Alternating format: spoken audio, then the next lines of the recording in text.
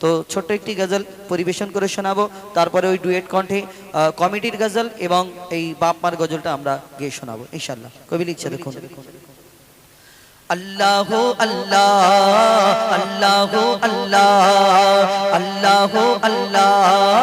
अल्लाह अल्लाह अल्लाह अल्लाह अल्लाह अल्लाह शत आसमान और जमीনের मालिक अल्लाह अल्लाह अल्लाह अल्लाह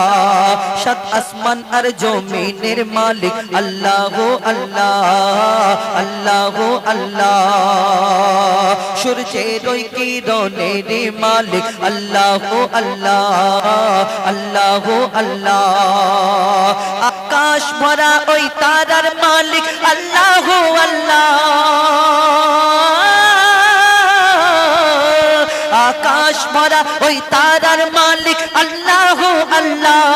সৃষ্টির মাঝে তোমায় খুঁজে পাই আল্লাহ আল্লাহ আল্লাহ আল্লাহ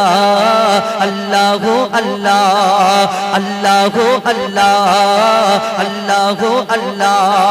জোসনা ভরা ওই নিশির মালিক আল্লাহ আল্লাহ জোয়ার ভাটার ওই খেলার মালিক আল্লাহ আল্লাহ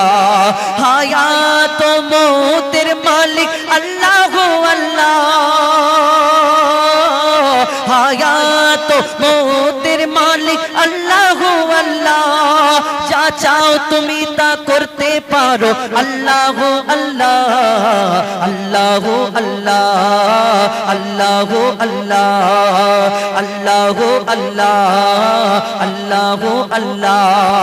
অপরূপ ওই প্রকৃতির মালিক আল্লাহ আল্লাহ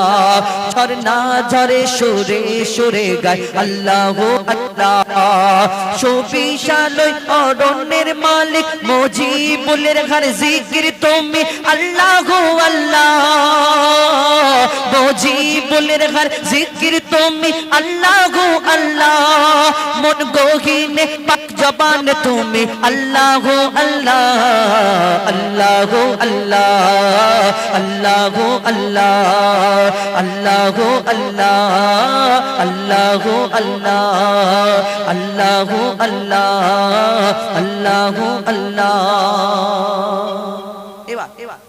এই 5 ওয়াক্ত নামাজ কিভাবে দুনিয়ার মধ্যে এসেছিল সেই ঘটনামূলক গজল পরিবেশন করে শোনাবো ইনশাআল্লাহ আপনাদের সম্মুখে। এই দুনিয়াতে আমরা